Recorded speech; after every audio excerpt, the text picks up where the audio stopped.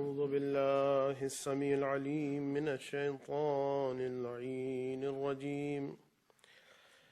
بسم الله الرحمن الرحيم. الحمد لله لا يتخذ صاحبة ولا ولدا ولم يكن له شريك في الملك ولم يكن له ولي من الذل وكبره تكبيرا. والصلاة والسلام والتحية والإكرام على الرسول النبي الأمي الذي أرسله بالحق بشيرا ونذيرا وداعيا إلى الله بإذنه وسراجا منيرا. سيدنا ونبينا ومولانا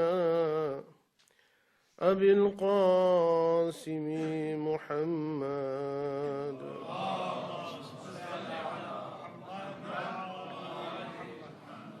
وأهل بيته الطيبين الطاهرين المعصومين المظلومين الغر الميامين الذين أذهب الله عنهم الرجس وطهرهم تطهيرا.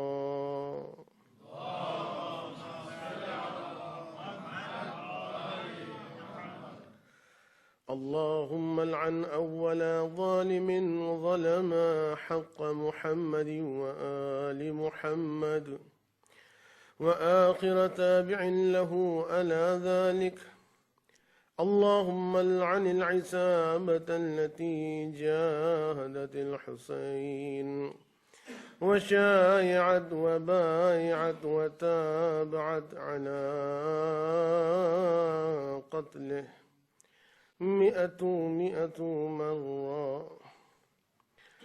رب اشرح لي صدري ويسر لي أمري واحلل عقدة من لساني يفقه قولي. أما بعد فقد قال الله الحكيم في محكم كتابه المبين وهو أصدق الصادقين وقوله الحق. بسم الله الرحمن الرحيم. إنهم يرونه بعيدا ونراه قريبا. وقال رسول الله صلى الله عليه وآله من مات ولم يعرف إمام زمانه مات ميتة الجاهلية. صدق الله ورسوله وأهل بيته. اللهم كن لوليك الحجة ابن الحسن صلواتك عليه وعلى آبائه في هذه الساعة وفي كل ساعة وليا وحافظا وقاعدا وناصرا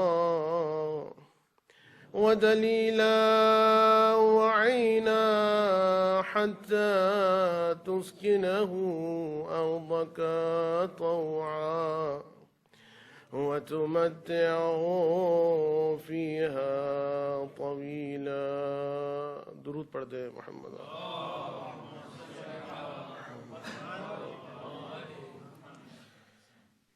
معرفت امام زمانہ اور اس کے تقاضے، یہ ہمارا موضوع، اور اس موضوع کو معنون بناتے ہوئے گزشتہ شب ہماری گفتگو اس مقام تک پہنچی کہ زمانہ آخر میں گناہوں کی جو کثرت ہے، جو سرعت ہے، جو اسپیڈ ہے، جو شدت ہے، اس کی اہم ترین وجہ زمانہ آخر میں ہر اسپیکٹ آف لائف میں، زندگی کے ہر شعبے میں مادہ پرستی اور میٹریلزم کا رجحان کا بڑھ جانا.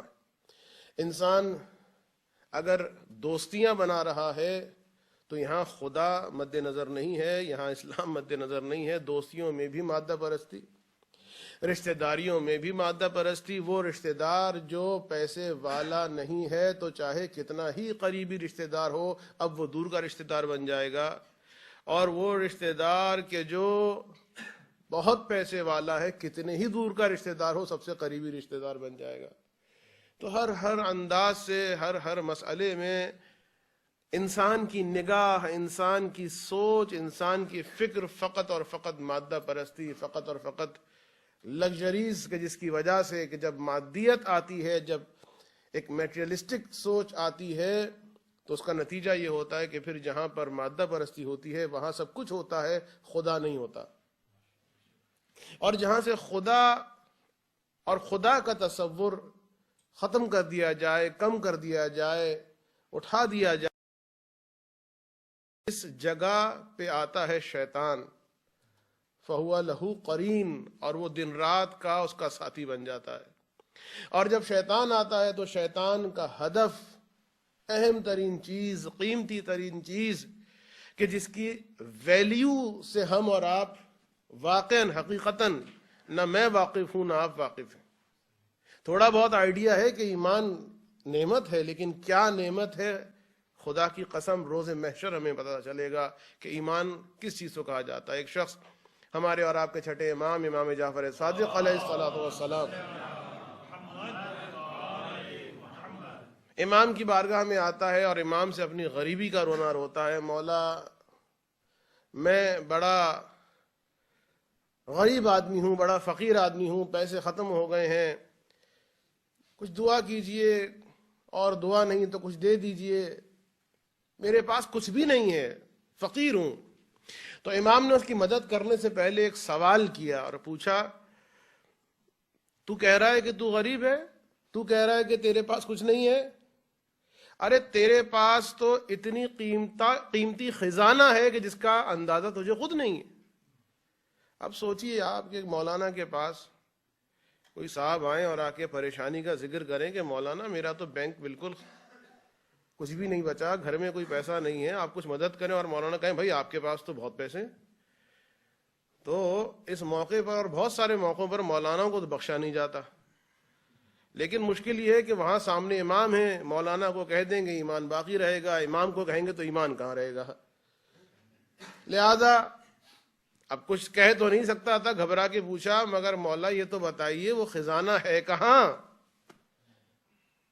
وہ ذخیرہ ہے کہاں, اگر مجھے پتا چل جائے تو میری تو زندگی سنور جائے. امام نے فرمایا اچھا چھوڑو یہ بتاؤ تمہیں ہم سے ہمارے جد علی سے محبت ہے, فاطمہ زہرا سے محبت ہے, حسن و حسین بالکل ہے. کہ اچھا چلو ایک کام کرتے ہیں, تم ایسا کرو کہ اگر کوئی تمہیں یا ہم اگر تمہیں فرض کرو 10,000 دینار دیں اور یہ شرط لگائیں کہ اس صورت میں تمہیں 10,000 دینار دیے جائیں گے کہ تم یہ جو ولایت ہے, یہ جو محبت ہے, اسے تم نکال دو دل سے. کہا نہیں مولا یہ تو نہیں کروں گا. کہا چلو ٹھیک ہے 10,000 دینار چھوڑو 60,000 دینار. کہا مولا نہیں, مولا اچھا 60,000 دینار چھوڑ دیا, چلو ایک پہاڑ سونے کا. کہا مولا ارے دنیا اور آسمان کے درمیان جو کچھ ہے سب سونے کا بن جائے اور مجھے دیا جائے اس قیمت پر کہ میں علی کی محبت کو دل سے نکالوں, مولا یہ سودا میں کر ہی نہیں سکتا.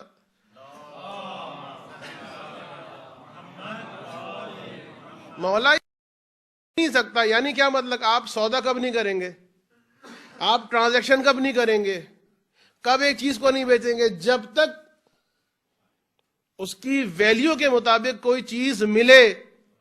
اگر اس کی ویلیو کے مطابق ایکویلنٹ کوئی چیز نہیں ہے تو آپ ٹرانزیکشن نہیں کریں گے. مولا میں اس کو بیچ ہی نہیں سکتا, وہ تو ایسی شے ہے جس کی کوئی قیمت ہی نہیں ہے. امام نے فرمایا پھر تو اپنے آپ کو کہتا ہے میں غریب ہوں, پھر تو اپنے آپ کو کہتا ہے میں فقیر ہوں. ارے اتنی بڑی قیمتی شے تیرے پاس ایمان کی.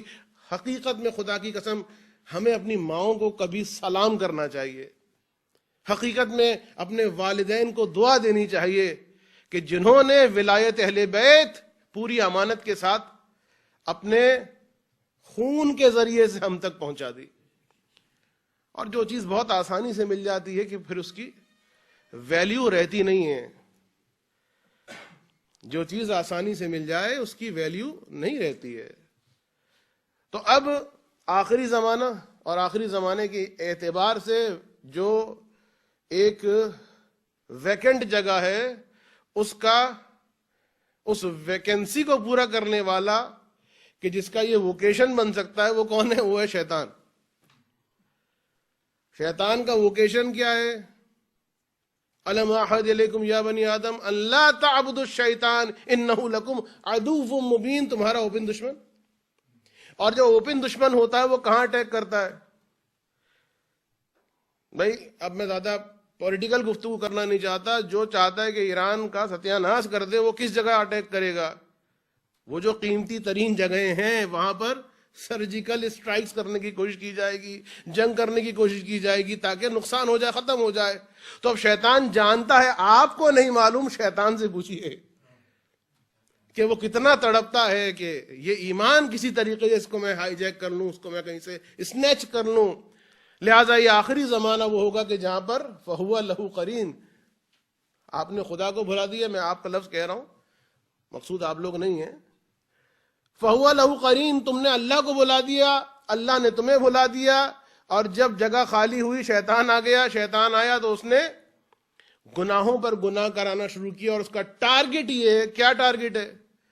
ایمان. ایمان کیا ہے؟ ولایت اہل بیت. اس کے بغیر ایمان نہیں ہے بھائی, اس کے بغیر ایمان نہیں ہے. بہت بڑا فرق ہے, یاد رکھیے گا. اس منبر پہ بیٹھ کے تمام مراجع کی فتاوا, تمام علماء کی گفتگو سب میری تائید کرے گی. ولایت اہل بیت اتنی قیمتی شے ہے کہ اگر کوئی ولایت علی کا اقرار نہیں کرتا, وہ ایک جانب, اب بہت احتیاط سے کہہ رہا ہوں, وہ ایک جانب چاہے نمازیں پڑھتا ہو, چاہے عبادت کرتا ہو, چاہے ریگولر مسجد میں آتا ہو, ولایت علی اگر دل میں نہیں ہے تو اس کے مقابلے میں نہیں. میں ایک اور مثال دوں گا. خانہ کعبہ کا پیش نماز, جو نماز پڑھاتا ہے خانہ کعبہ کے اندر, بغض علی اگر دل میں ہے, یقین مانیے.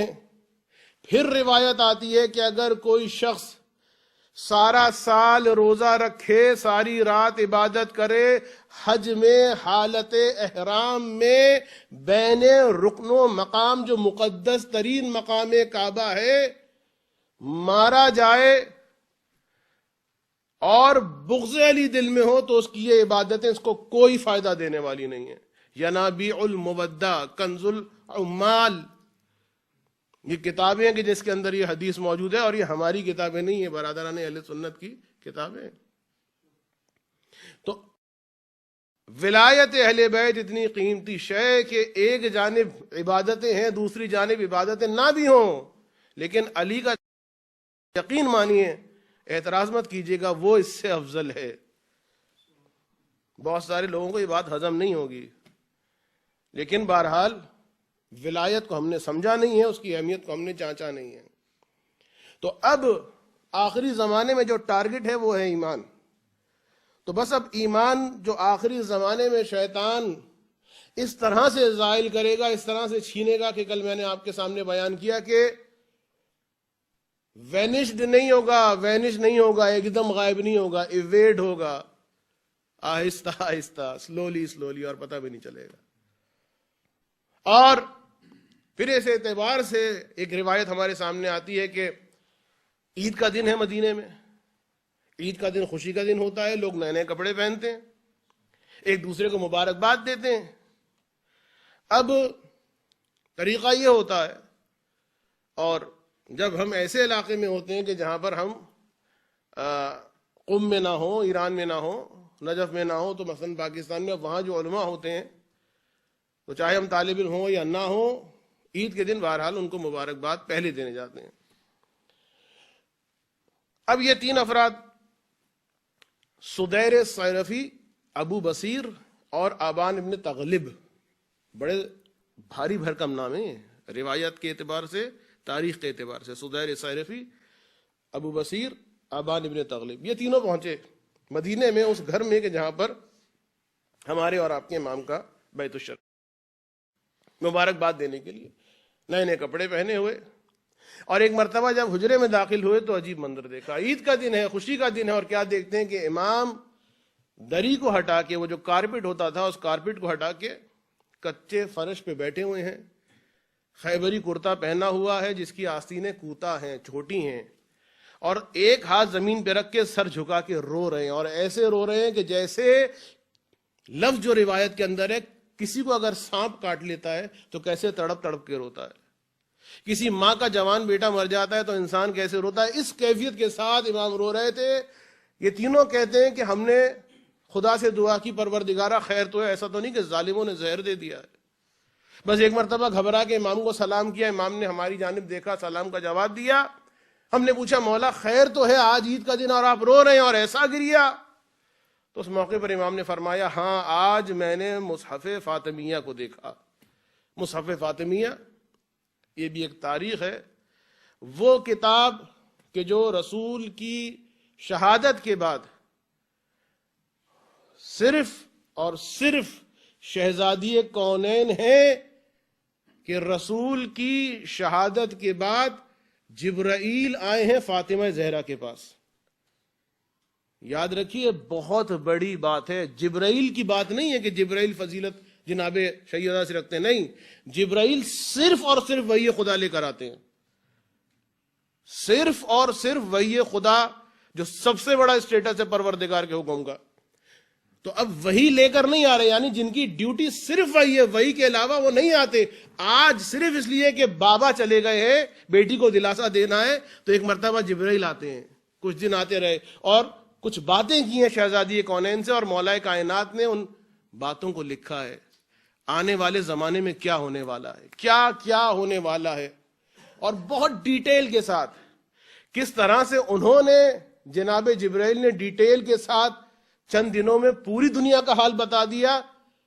वो मौजज़ा नहीं है, मौजज़ा ये है कि अली ने कैसे लिख लिया। इसलिए कि रिवायत है, हत्ता किसी जिस्म पर अगर खराश तक आएगी तो उस खराश का जिक्र उसमें है। हमारे जो यंग जनरेशन वाले होते हैं, मौलाना लोग तो ऐसे ही बोलते रहते हैं, लेकिन बहरहाल जब वो साइंस से कोई चीज आ जाती है, कोई नैनो टेक्नोलॉजी से कोई चीज आ जाती है, सब समझ में आ जाता है।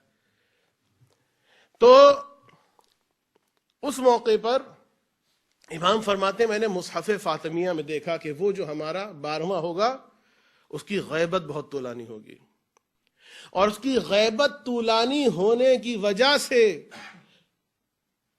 ये इतनी बड़ी परेशानी है, ये इतनी बड़ी मुसीबत है। इससे बड़ी मुसीबत क्या होगी? आपको पता है कि इमाम कितना रोते हैं? सिर्फ गुनाहों की वजह से नहीं कि जब मोमिनीन के गुनाह पहुंचते हैं। ये जुमला है कि रोजे जुमा असर के वक्त आप अगर महसूस करें दिल में गम सा तारी होगा, जुमे के दिन असर के वक्त, कि जनाब शहजादी कौनैन ने फरमाया है, मफातिहुल जिनान में लिखा है कि अगर तुम चाहते हो कि तुम्हारी दुआ कबूल हो जाए, बेस्ट टाइम यह है कि बस सूरज के गुरूब होने से पहले पहले, कुछ देर पहले के बस सेट कर जाएगा, डूब जाएगा। जुमे के दिन शहजादी ने फरमाया ये है बेस्ट टाइम के बैठ जाओ मुसल्ले पर, बैठ जाओ खुदा की बारगाह में, जो हाजत है, जो परेशानी है। और ये वो टाइम है कि अगर आपको महसूस हो, कभी आपने हिस किया हो, तो ये टाइम होता है कि थोड़ा इंसान का दिल गमज़दा होता है। किसी रावी ने पूछा था, किसी शख्स ने पूछा था और सवाल किया था एक आलिम से कि मौलाना ये बताइए कि आखिर इसकी वजह क्या है।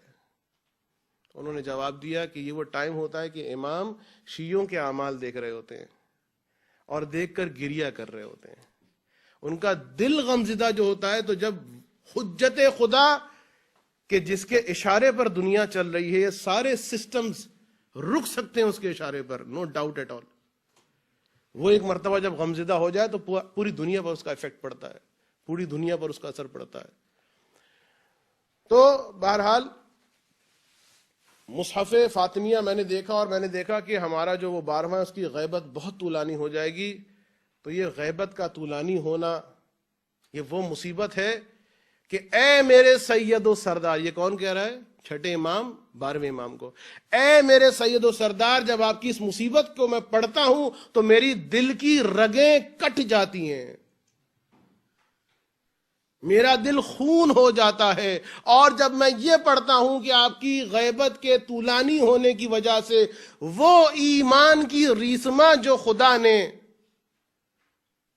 مومنین کے گردنوں میں ڈالی تھی، وہ مومنین ایمان کی رسمہ کو، ایمان کی رسی کو اتار اتار کے پھینک رہے ہیں، یعنی ایمان چھوڑ رہے ہیں، ایمان زائل ہو رہا ہے. تو یہ وہ مصیبت ہے کہ میرے دل کی رگیں کٹ رہی ہیں. تو امام کی یہ روایت بیان کر رہی ہے آخری زمانے میں جو پرابلمز ہیں، جو مصیبتیں، سب سے بڑی مصیبت کہ جس کا تذکرہ امام نے فرمایا ہے وہ ہے ایمان کا رخصت ہو جانا، ایمان کا زائل ہو جانا. تو معرفت امام زمانہ اور اس کے تقاضوں کے اعتبار سے سب سے زیادہ اہم ترین تقاضا یہ ہے اس کا کہ اپنے ایمان کو انسان محفوظ رکھے، اپنا ایمان بچا کے رکھے. آپ مجھ سے پوچھیں مولانا آپ کیا ایمان کی بات کر رہے ہیں؟ الحمدللہ ہم سے ایمان کی بات کیوں کر رہے ہیں؟ ارے ابھی تو آپ نے کہا ہے کہ آپ کی ماں نے، آپ کے والدین نے. تو ایک مرتبہ مولانا آپ کہہ بھی رہے ہیں کہ ایمان آپ کو ملا ہے، خدا نے آپ کو ایمان کی نعمت دی ہے، تو آپ ہم سے کیوں کہہ رہے ہیں بھائی؟ ہاں، یاد رکھیے ایسی شخصیات تاریخ میں ہمارے پاس ہیں. ہمارا تو کیا رول ہوگا اور ہمارے کیا اعمال ہوں گے، ہماری کیا قربانیاں ہوں گی، ہماری کیا سیکریفائس ہوں گی. چند گھنٹے جو آ کے ہم عزاداری میں بیٹھ جاتے ہیں، کچھ نمازیں جو پڑھ لیتے ہیں، تھوڑا خمس دے سمجھتے ہیں ہم نے بہت بڑا کارنامہ اور تیر مان لیا. تاریخ میں ایک شخصیت ملتی ہے، نہیں معلوم میں نے یہاں کبھی اس کو بیان کیا نہیں کیا، وہ شخصیت کہ جس کا نام زبیر ابن عوام ہے. نام سنا ہوگا نا آپ نے، زبیر کا نام، صحابی رسول. ہسٹری میں ملتا ہے کہ کا مسلمان تھا، جو مسلمان ہوا تھا اسلام کے اعلان کے بعد، وہ یہی زبیر تھے. 16 ایئرز کی ایج میں زبیر مسلمان ہوئے ہیں. 2 مرتبہ مائیگریشنز کی ہیں، ہجرت کی ہے، ایک مدینے کی جانب کی ہے اور غالباً ایک مصر کی جانب کی ہے. 2 ٹائم ہجرت کی ہیں اور اس کے بعد جنگوں میں اس زبردست انداز میں جنگ لڑا کرتے تھے. زبیر پہلے ہوتے تھے تو رسول خدا ان کو بھیجتے تھے. یہ بھی تاریخ ہے، ہسٹری ہے. زبیر کی ہسٹری اور ان کا بیک گراؤنڈ یہ ہے کہ جس وقت مولا کائنات کا حق چھینا گیا تو اس موقع پر زبیر تھے جنہوں نے تلوار نکالی تھی اور بنی ہاشم کے سامنے کھڑے ہو کے کہا تھا ہاکذا یفعل مع علی وانتم یا معاشر بنی ہاشم تنظرون، کہ اس طرح علی کے ساتھ ہو رہا ہے، علی کا حق چھینا جا رہا ہے، علی کے ہاتھوں میں رسیاں باندھی جا رہی، علی کے گردن میں پھندے ڈالے جا رہے ہیں، علی کو کھینچ کر لے کر جا رہے ہیں، تم کھڑے ہوئے تماشا دیکھ رہے ہو. کہ وہ زبیر ہیں سقیفے میں چند لوگ جو علی کے گھر سے ٹیک لگا کے باہر بیٹھے ہوئے تھے، ان میں سے ایک یہ تھے. یہ وہ شخص ہے پہلی خلافت، دوسری خلافت، تیسری خلافت تک علی کے ساتھ ہے. اب ذرا سوچئے ہم اور آپ نے ایسی سیکریفائسز دی ہوں گی؟ جنگ لڑنا، مال اور اموال کو چھوڑ دینا، علی کی خاطر اس طریقے سے ہر گورنمنٹ سے ٹکر لے لینا مذاق نہیں ہے. زبیر نے کیا ہے. لیکن خدا کی قسم جس وقت زبیر علی کے لیے تلوار اٹھا رہے تھے، علی کے لیے نعرے لگا رہے تھے، اگر ان سے کہا جاتا ہے زبیر ہے زبیر ہے زبیر، تو آج جو علی کی اتنی حمایت کر رہا ہے تو ہی ہوگا جو جنگ جمل کی پلاننگ کرے گا، تو ہی ہوگا یہی تلوار لے کر دوڑے گا علی کے خلاف. یقین نہیں آتا زبیر کو. زبیر کہتا ہے جھوٹ بول رہا ہے تو، اس لیے کہ میرا جو بیک گراؤنڈ ہے، جو میری ہسٹری ہے، وہ تو جانتا نہیں ہے شاید. ارے میں یہ ہوں، میں یہ ہوں، میں یہ ہوں. نہیں مانتا وہ. جس طرح ہمیں سمجھ میں نہیں آتا کہ ہمارے سامنے ایمان کی بات کیوں کی جا رہی ہے. ہم تو فلاں ہیں، ہم تو فلاں ہیں، ہم تو فلاں ہیں، ہم تو یہ کرتے ہیں. تو ایک مرتبہ زبیر جس نے اتنی سیکریفائسز کی، پھر یہی زبیر ہے علی علیہ السلام کے خلاف تلوار اٹھا رہا ہے. مذاق نہیں ہے. ایمان کہاں گیا؟ ایمان ختم. ایسے آدمی کا ایمان زائل ہوا. اور پھر جب انتقال ہوا ہے زبیر کا، اور جب ان کی میراث کو تقسیم کیا گیا ہے، 14 کے قریب ان کے گھر ہیں. 14 گھر مصر میں، مدینے میں، کوفے میں، بصرہ میں، مکے میں. اور جب ان کی جائیداد کو ڈیوائیڈ کیا گیا ہے ورثہ میں، تو صرف وہ سونا جو 1/3 الگ کرنے کے بعد بیویوں کو دیا گیا، ان کے درمیان 4 بیویاں، ان کے درمیان تقسیم کیا گیا. ہر بیوی کے حصے میں 12 لاکھ سونے کے دینار. 12 لاکھ. 1,200,000. 12 لاکھ ہر بیوی کے حصے میں. اتنا پیسہ. ہوا کیا تھا؟ یہ ایک دم چینج، اتنا بڑا چینج ہے زبیر تیری زندگی میں کیسے آ گیا؟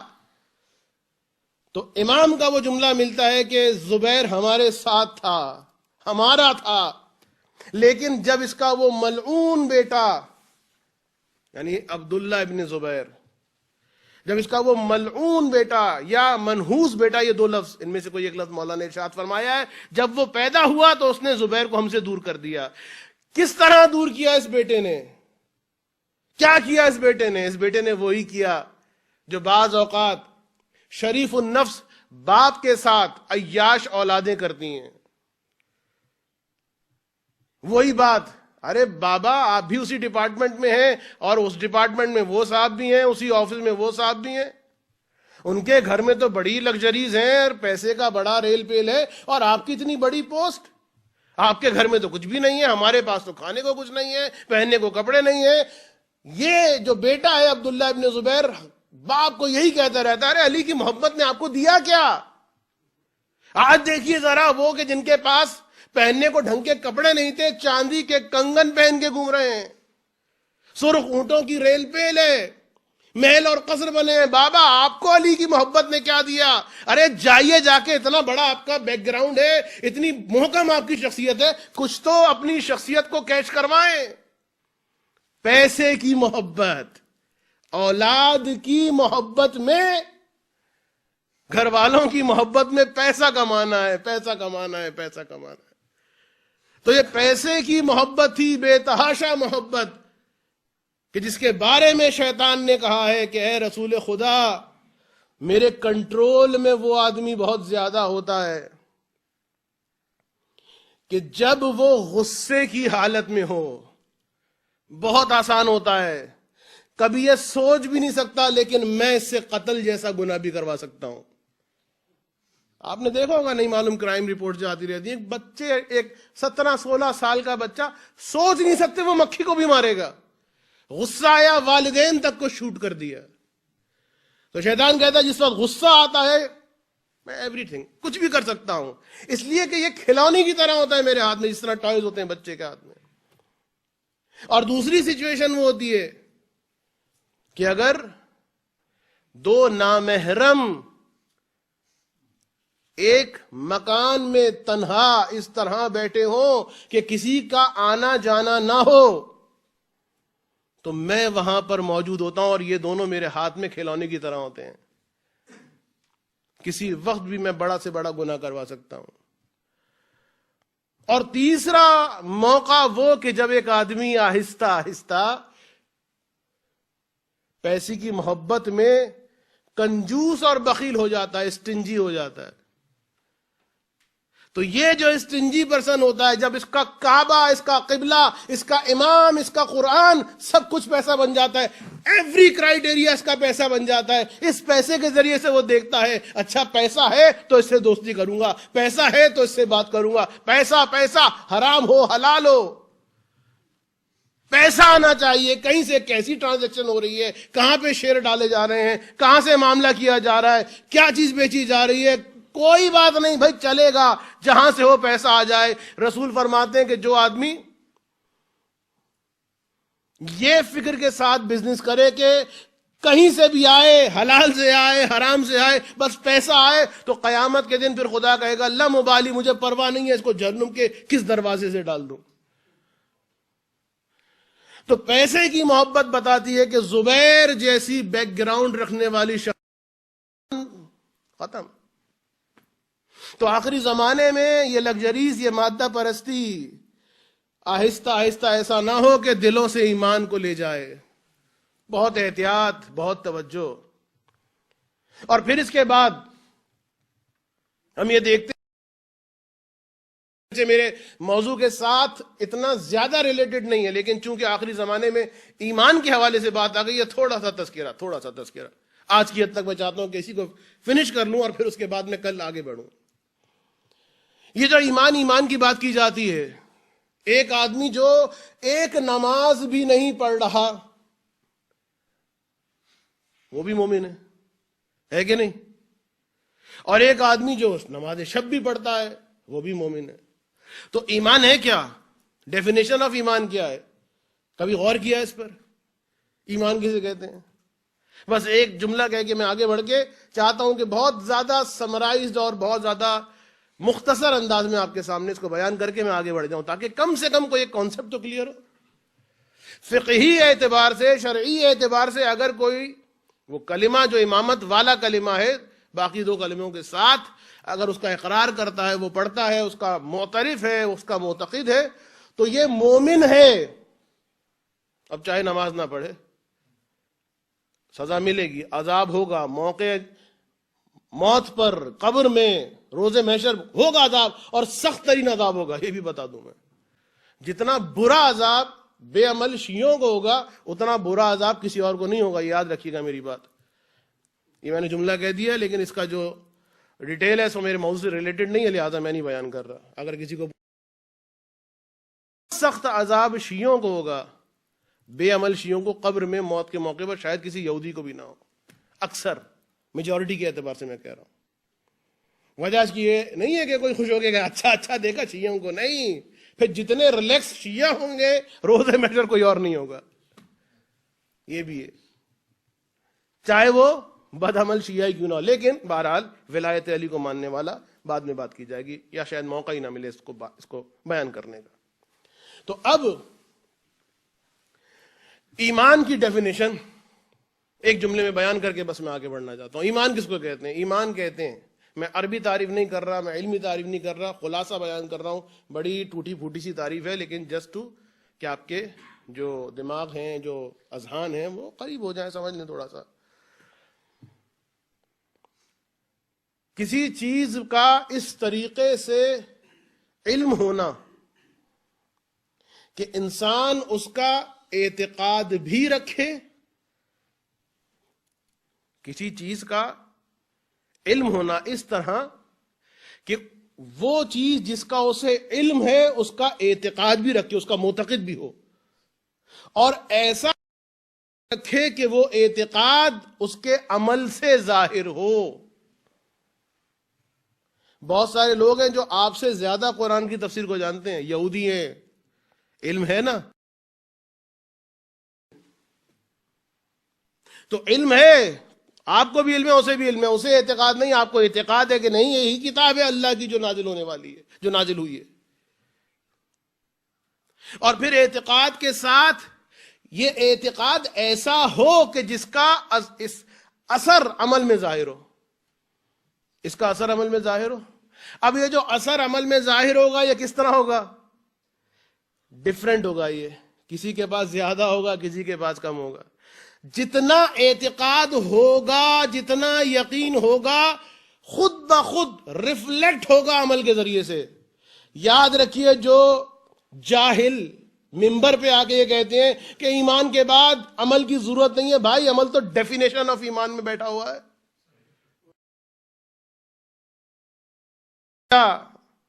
معاویہ کے زمانے میں انجیکٹ کیا گیا عقیدہ مرجئہ ارجاء.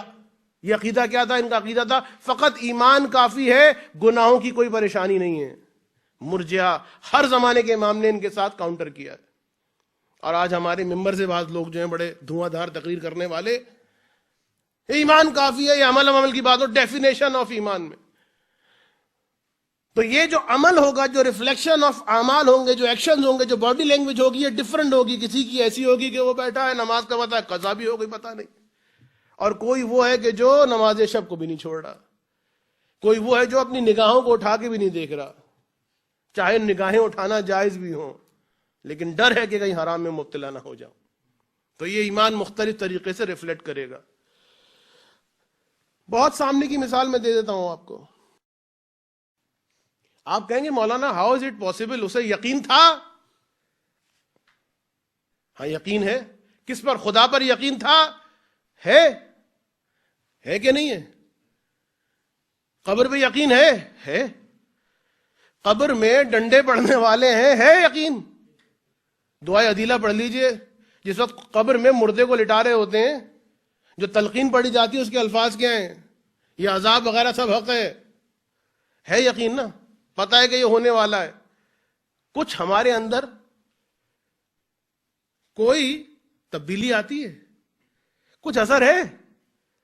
اس لیے کہ علم ہے، اعتقاد ہے، لیکن وہ اعتقاد اتنا ہمارے جسم میں رچا بسا نہیں ہے، اتنا ڈائجسٹ نہیں ہوا. اعضاء کو ایسا ریفلیکس ایکشن دے دے کہ جس طرح آپ گاڑی میں بیٹھ کے گیئر کو چینج کرتے ہیں. میں کیا مثال دے رہا ہوں، بچے متوجہ ہو جائیں. بھائی شروع میں جو لرنر ہوتا ہے، گاڑی ڈرائیو کر رہا تھا، وہ کیا کرتا ہے؟ دیکھا آپ نے اس کو گاڑی ڈرائیو کرتے ہوئے؟ کسی کو دیکھنے کی ضرورت نہیں. جب آپ سیکھ رہے تھے دیکھ لیجیے گا، آپ یاد کر لیجیے گا. کیا کرتے تھے آپ؟ سامنے آ رہا ہے ٹرک اور ادھر ڈھونڈ رہے ہیں کہ گیئر کدھر ہے، اچھا وہ ایکسیلیٹر ہے، یہ یوں دیکھ رہے ہیں، گیئر چینج کر رہے ہیں، دیکھ کر ارے بھائی سامنے دیکھو.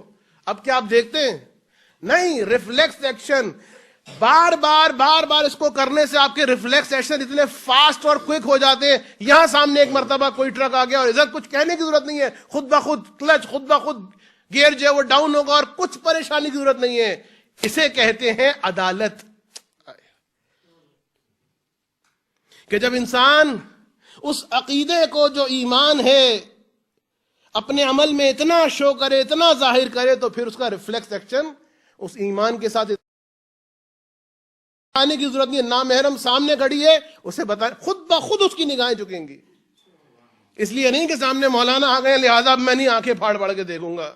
نہیں، پتا ہے کہ مولانا ہو یا نہ ہو، امام زمانہ تو ہے. یہ ہے ریفلیکس ایکشن ایمان کا. اسے کہتے ہیں عدالت. تو اب مثال میں ایک دوں آپ کو. ہمیں یقین ہے خدا پر، یقین ہے عذاب پر، پتا ہے ڈنڈے لگیں گے، پتا ہے کہ عذاب ہوگا، یہ جو کھا رہے ہیں اس کا حساب ہوگا. یہ جو وہ مومن اٹھ کے گیا، میں نے ان کو دیکھا، انہوں نے مجھے دیکھا، دونوں نے آنکھ بجائی اور اشاروں میں غیبت ہو گئی، اس کا حساب ہوگا. پتا ہے کہ نہیں ہے؟ ہاں پتا ہے. پھر کیوں کر رہے ہیں؟ ارے چلے گا. یہ کیوں چلے گا؟ اس لیے کہ اعتقاد ہے، لیکن اس ایکسٹینٹ پر نہیں ہے جس ایکسٹینٹ پر ہمیں آئرن پر اعتقاد ہے. میں آج بچوں کے اعتبار سے بڑی چھوٹی چھوٹی مثالیں دے رہا ہوں. اللہ پر اعتقاد ہے، ویسا نہیں ہے جیسا آئرن پر ہے. قبر پر اعتقاد ہے، ویسا نہیں ہے جیسا آئرن پر اعتقاد ہے. آئرن پر ہمیں اعتقاد کامل ہے، ایمان راسخ ہے. مفت کا ایک آپ کو میں ایکسپیریمنٹ بتاؤں. بچپن میں ہم کھیلتے تھے، وہ استری جو ٹھنڈی پڑی ہوتی ہے، وہ جو آئرن جو ٹھنڈی پڑی ہوتی ہے وہ چھپا لیتے تھے. اب ہمارا کوئی کزن آیا اور ایک مرتبہ وہ ٹھنڈی استری اس کو دکھا کے اس کے پاس، او کیا کر رہے ہو؟ استری کو دیکھ کر استری جو اس کے ہاتھ پہ رکھی، پتا ہے کہ کچھ نہیں ہوا، پتا ہے کہ یہ استری ٹچ ہوئی ہے، لیکن وہ جو ریفلیکس ایکشن ہے، پتا ہے کہ یہ استری جلاتی ہے. اتنا راسخ ہو گیا ہے کہ استری جلاتی ہے، لہٰذا وہ ٹھنڈی استری بھی ہوگی تو انسان بچے گا۔ تو اگر پتا ہو کہ نامحرم کو دیکھنا گناہ ہے، جہاں پہ جائز بھی ہو وہاں پہ انسان بچے گا۔ یہ ہے ایمان۔ تو ایک بات یہ، اور دوسری بات یہ، ٹھیک ہے، مثلا ایک اور مثال دے دوں، چلیں بچوں کے ذہن اور زیادہ قریب ہو جائیں۔ ایک آدمی کی ڈیتھ ہو گئی خدا نخواستہ، ڈاکٹرز نے ڈکلیئر کر دیا، کوما ووما میں نہیں ہے، ڈیتھ ہو گئی ہے، شیور کنفرم۔ آپ پر ضروری ہو گیا، آپ نے کیا کیا؟ کفن دیا، غسل وغیرہ دینے کے بعد کفن وفن دیا، حنوت وغیرہ کیا، اس کے بعد کفن میں لپٹا پڑا ہے وہ کون؟ Dead body. اچھا میں آپ سے پوچھتا ہوں، یہ ڈیڈ باڈی آپ کو یقین ہے کہ یہ مر گیا ہے؟ What does it mean? کیا مطلب ہے اس کا؟ اس کا مطلب یہ ہے کہ یہ مر گیا ہے۔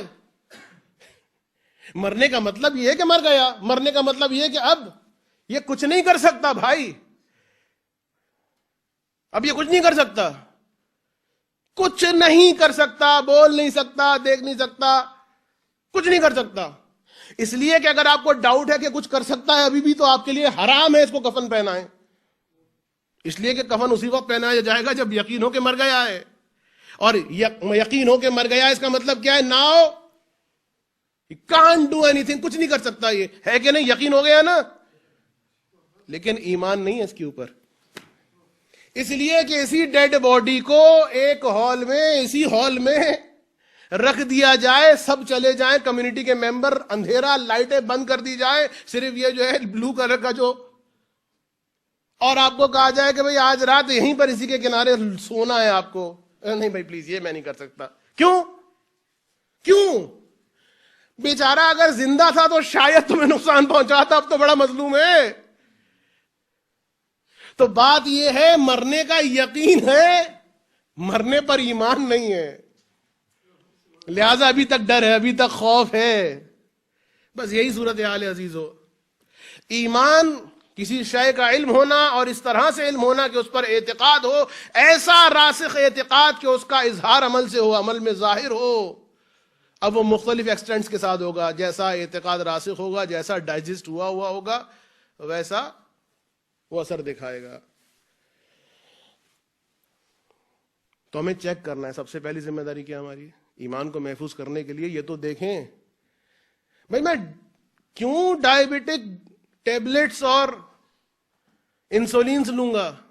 کب لوں گا؟ جب مجھے پتا ہو جائے کہ بھائی ہو گئی ہے ڈائبٹیز۔ کیوں بلڈ پریشر کی گولیاں؟ وہ پتا ہے کہ ہو گیا بلڈ پریشر۔ اور ہوتے ہیں بعض لوگ اتنی بیماری، مجھے کوئی بیماری ارے ہمیں نہ دیں، نہیں کھاتے وہ۔ تو ایمان کی جانب کیئر کب کریں گے؟ جب پتا ہو کہ جو ہمارا ایمان ہے کس ایکسٹینٹ پہ۔ ایک پیرامیٹر دیا رسول خدا نے، کس کا؟ ایک تھرمامیٹر دیا رسول نے، کس کا؟ آپ کے ایمان کے ٹیمپریچر کو چیک کرنے کا۔ کیا آپ کو اس تھرمامیٹر کے ذریعے سے پتا چل جائے گا کہ آپ کا ایمان کتنا ہے؟ فرمایا، رسول کی بھی روایت ہے اور مولا امام صادق کی بھی روایت ہے۔ اس روایت میں آتا ہے کہ رسول فرماتے ہیں، ان من ضعف الیقین، یقین جس کا کمزور ہو، ویک ہو، ایمان جس کا ویک ہو، کمزور، اس کی سائن کیا ہے؟ کیسے پتا چلتا ہے؟ 3 سائن دیے ہیں، میں دونوں روایتوں کو ملا رہا ہوں، فقط 2 سائن بیان کر رہا ہوں۔ ان من ضعف الیقین ان ترضى الناس بسخط اللہ، یہ جملہ ہے واقعا، کہ جملے پر پوری مجلسیں پڑھی جا سکتی ہیں۔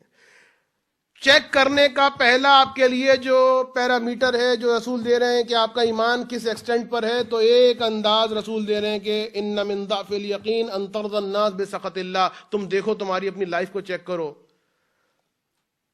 ایمان کے ویک ہونے کی ایک علامت یہ ہے ان ترضى الناس، کہ تم لوگوں کو خوش کرو گے، وہ ناراض نہ ہو۔ میں ڈائریکٹ ہو کے بات کروں، وہ کمیونٹی والے ناراض نہ ہوں، معذرت کے ساتھ وہ کمیٹی والے ناراض نہ ہوں، وہ فلاں بینک والے ناراض نہ ہوں، وہ کمپنی والے ناراض نہ ہو. ایک اور بات, بیگم ناراض نہ ہو, سسرال والے ناراض نہ ہو. یہ ساری بڑی بڑی پاورز ہیں نا, ویٹو پاورز. سسرال والے ناراض نہ ہو, بیگم ناراض نہ ہو. حرام ہو رہا ہے, ہونے دو. حق مارنے دو, وہ تو خوش ہے نا, کمیونٹی تو خوش ہے نا, بیوی تو خوش ہے نا, کمپنی تو خوش ہے نا. حرام ہو رہا ہے تو ہونے دو. حرام ہو رہا ہے یعنی خدا کہہ رہا ہے یہ کرو, علی کہہ رہا ہے یہ کرو, فاطمہ زہرا کہہ رہی ہیں یہ کرو, حسین کہہ رہا ہے دیکھو کربلا کو آ کے, میں کہہ رہا ہوں یہ کرو, کوئی بات نہیں, یہ خوش ہو جائے. امام فرماتے ہیں ان من ضعف الیقین ان ترضی الناس بسخط اللہ, کہ انسان لوگوں کو خوش کرے اس ویلیو پر, اس قیمت پر کہ خدا ناراض ہو جائے. آپ چیک کیجئے اپنی زندگی میں ایسا ہو رہا ہے؟ اگر آپ کا کرائیٹیریا یہ ہے کہ نہیں میں نے ایکس وائی زیڈ کو نہیں دیکھنا, میں نے دیکھنا حق کہاں پر ہے, میں نے دیکھنا ہے کہ میری ڈیوٹی کہاں پر ہے, ناراض ہوتا ہے ناراض ہونے دو. الحمدللہ خدا کا شکر ادا کیجئے, آل محمد سے اور مانگیے مولا میرے ایمان کو بچا کے بھی رکھیے. انتر الناس بسخط اللہ. دوسری علامت وَأَن تَلُومَهُمْ, یہ لیڈیز میں بھی آ سکتی ہے زیادہ شدت کے ساتھ. وَأَن تَلُومَهُمْ مَا لَمْ يُؤْتِكَ اللَّهُ. اور ایمان کے قوی ہونے کی ایک علامت یہ ہے ان تلومہم, کہ تمہارا لوگوں کو, اپنے دوستوں کو, کمیونٹی کے افراد کو, ان کو تلومہم. تلومہ کس کو کہتے ہیں؟ ملامت, مذمت, بیکار آدمی ہے, ارے چھوڑیے اس کو, اسے کہتے ہیں ملامت کرنا, برائی کرنا. کس بات پر برائی کرنا؟ الا ما لم یؤتک اللہ, جو آپ کو خدا نے نہیں دیا اسے دیا ہے, آپ کے پاس نہیں ہے اس کے پاس ہے, چاہے علم ہو, چاہے پیسہ ہو, چاہے اچھی اولاد ہو, چاہے اچھی ڈیزگنیشن ہو, چاہے اچھا کاروبار ہو, آپ کے پاس نہیں ہے. یؤتک اللہ معلوم یؤتک اللہ, جو اللہ نے تمہیں نہیں دیا اس کو دیا. تم ان کو دیکھتے ہو کہ تو ارے یہ سو ایسی بیکار کی باتیں, یہ کوئی نمازی تھوڑی ہیں, ان کے بچے اچھے تھوڑی ہیں. ہم جاتے ہیں نائٹ کلب میں, یہ جاتے ہیں ان کے بچے مجلسوں میں جا کے اتنی زیادہ کام ہم کر رہے ہوتے ہیں, ہم جاتے ہیں. خدا نے تمہیں ایسی اولاد نہیں دی, خدا نے تمہیں. تو ہوتا کیا ہے کہ جس کا ایمان قوی ہوتا ہے وہ کیا کرتا ہے, دیکھتا کہ میرے پاس کیا کیا خلا ہے, میرے پاس کیا کچھ نہیں ہے. معاشرے میں کسی کے پاس وہ ہے تو ان کی مذمت کرے گا. اس کا مطلب یہ کہ اس کا ایمان کمزور ہے. ہاؤ, کیسے؟ بس میں مثال دوں, اس کے بعد آپ کی زحمتوں کو تمام کروں. اس طرح سے ایک جنرل وارڈ ہے. آج تو مجھے تھوڑی سی 5-10 منٹ کی تو بات ہے نا, یعنی کیونکہ لیٹ مجلس شروع ہوئی ہے, یا ختم کر دوں یہیں پر, کیونکہ ایسا نہ ہو کہ بعد میں پرابلم ہو جائے. کیونکہ میں نے دیکھا کہ تقریباً 7:30 بجے مجلس شروع ہوئی ہے, تو اس کے اعتبار سے جو 1 گھنٹے کا ٹینیور ہوتا ہے اس کے اعتبار سے میں پڑھ رہا ہوں. واقعی اگر کوئی پرابلم ہے, بعد میں کوئی ٹریفک وغیرہ کا مسئلہ ہے تو یہ تکلف میں تو درود نہیں پڑھا آپ لوگوں نے.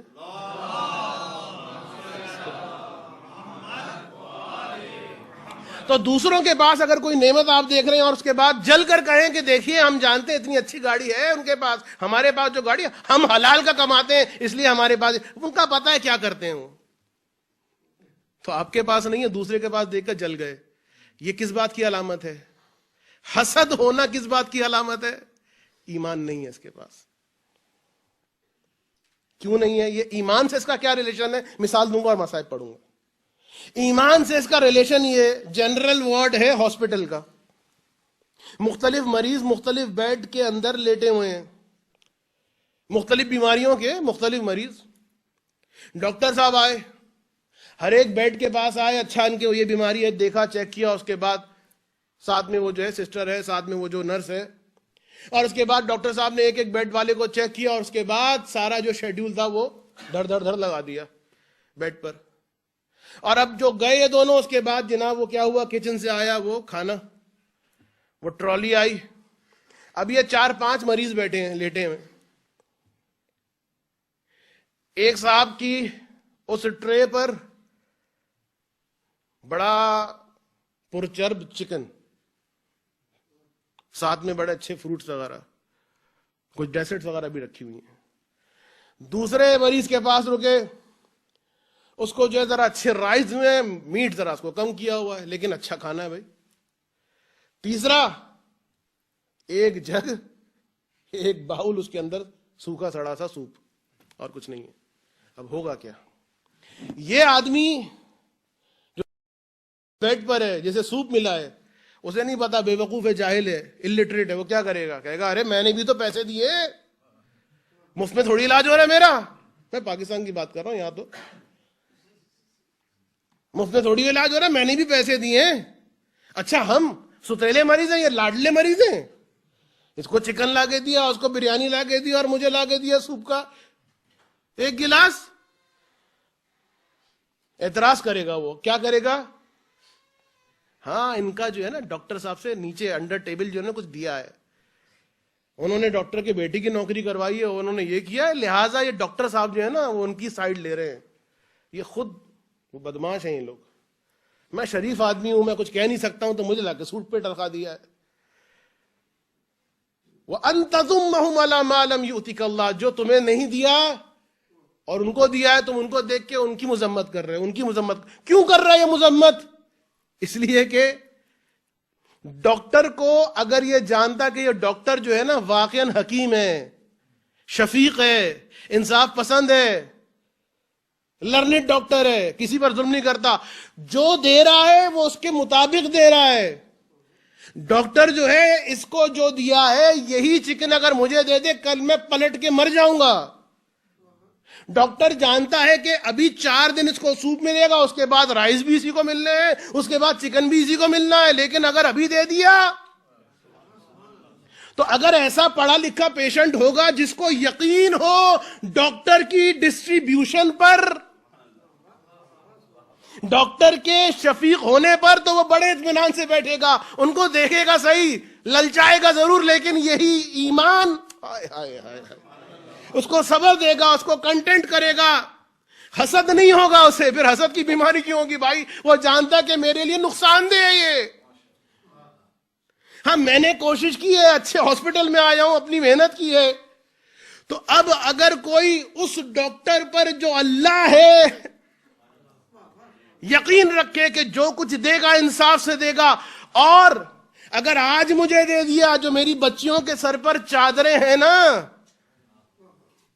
ابھی میں ایمان کے اس ایکسٹینٹ پر نہیں گیا، پھر میں اسٹیٹس میں بیٹھ جاؤں گا، بچیاں بھی کہیں اور جائیں گی، میں بھی کہیں اور جاؤں گا.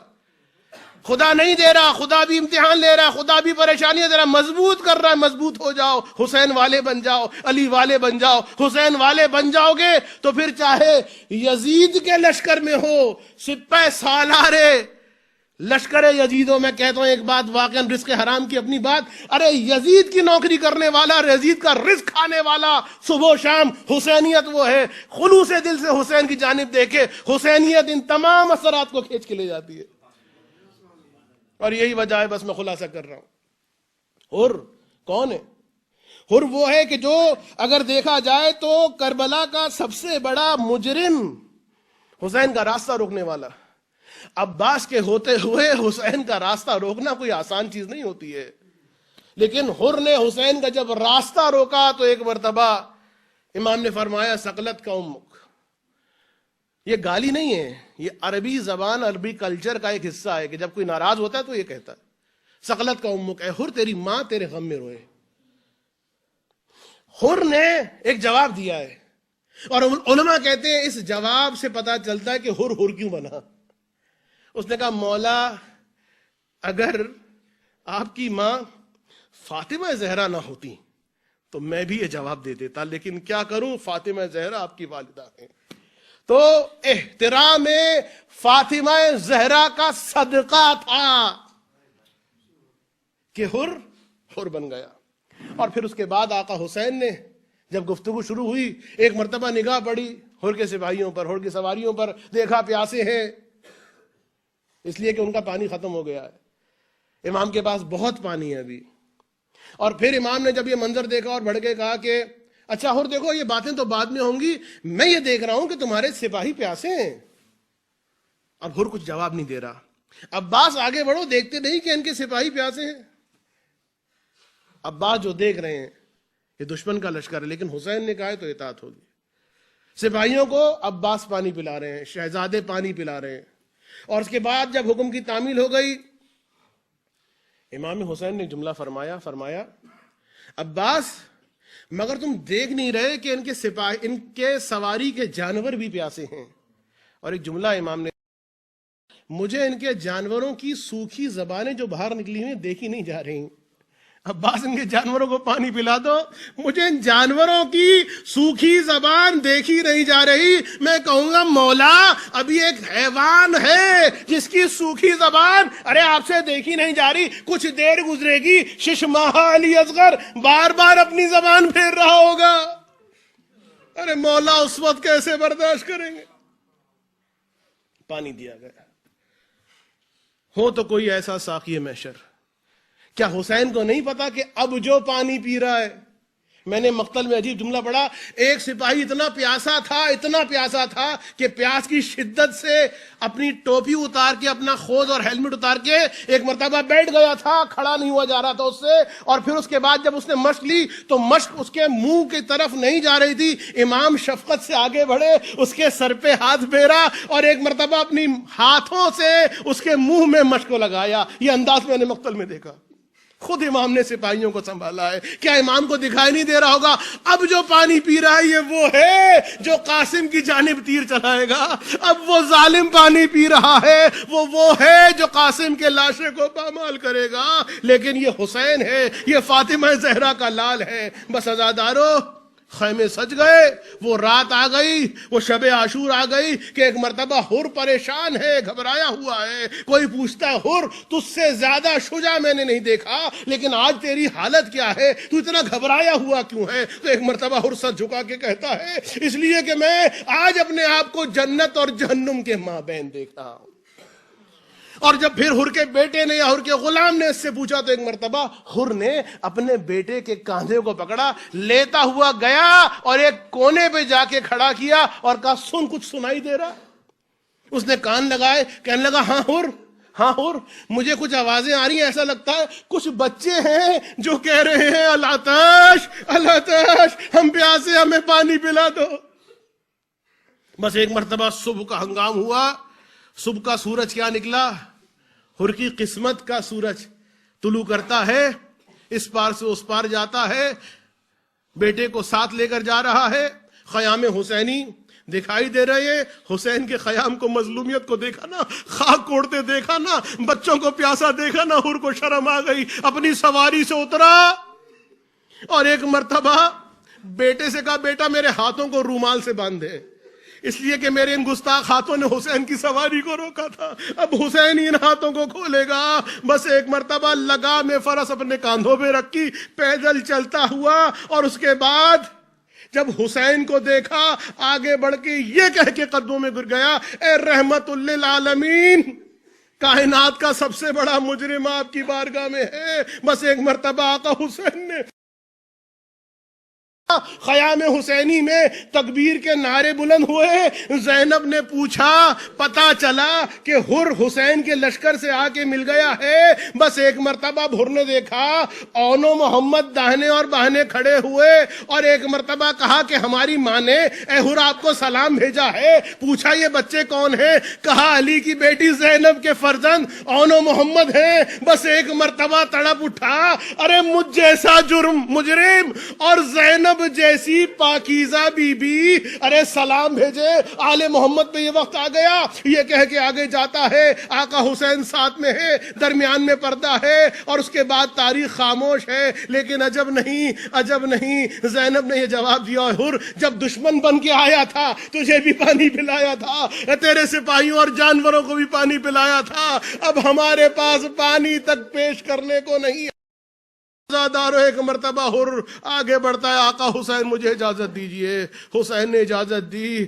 بیٹے نے کہا بابا کیسے ہو سکتا ہے باپ زندہ رہ جائے، بیٹا زندہ رہ جائے اور باپ سامنے قتل ہو جائے، میں جاؤں گا۔ بیٹا گیا، جنگ لڑی، باپ کو پکارا، اے میرے بابا میرا آخری سلام قبول کیجئے۔ بس حر نے دیکھا، اپنی کمر کو کسا، مقتل کی جانب چلنا شروع کیا۔ حسین یہ منظر دیکھ رہے تھے۔ ایک مرتبہ جلدی سے عباس سے کہا عباس عباس چلو چل کے حر کو روکو، ارے جوان بیٹے کی میت ہے، یہ بوڑھا باپ ہے، یہ منظر اس سے برداشت نہ ہوگا۔ بس یہ کہہ کے حسین آگے بڑھے، اے بھیا حر تم ٹھہر جاؤ، تمہارے بیٹے کا لاشا میں لے کر آؤں گا۔ بوڑھے باپ ہو، برداشت نہ کر سکو گے، میں کہوں گا آقا حسین آج حر کو روک لیا، ارے کچھ دیر کے بعد 18 برس کا کڑیل علی اکبر جس وقت ایڑیاں رگڑ رہا ہوگا، کس طرح سے علی اکبر۔ الا ولعنت اللہ علی قوم الظالمین وسيعلم الذين ظلموا أي منقلب ينقلبون ربنا تقبل منا إنك أنت السميع العليم۔ ماتم حسین، یا حسین، یا حسین۔